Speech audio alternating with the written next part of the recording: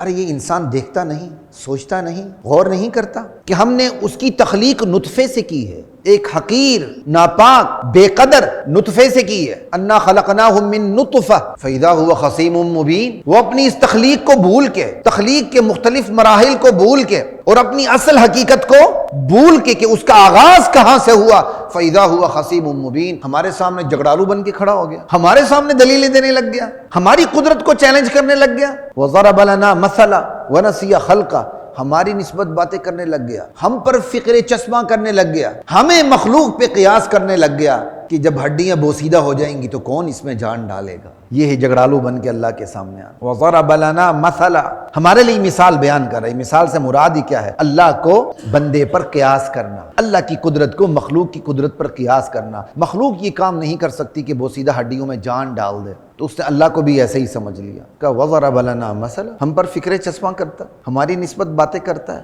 ہمیں ہماری مخلوق پہ قیاس کرتا ہے، ونسی خلقہ، اور اپنی تخلیق بھول جاتا ہے کہ ہم نے کیسے اس کو پیدا کیا ہے۔ قال من یحیی العظام وہی رمیم، ہماری نسبت کون سی بات کرتا ہے، کون سا فکرہ چشمہ کرتا ہے، کون سی مثال دیتا ہے؟ من یحیی العظام وہی رمیم، کون ہے جو ان بوسیدہ ہڈیوں میں جان ڈالے؟ قل یحییھا الذی انشأھا اول مرہ، میرے نبی کہہ دیں وہی جان ڈالے گا جس نے پہلی مرتبہ پیدا کیا تھا۔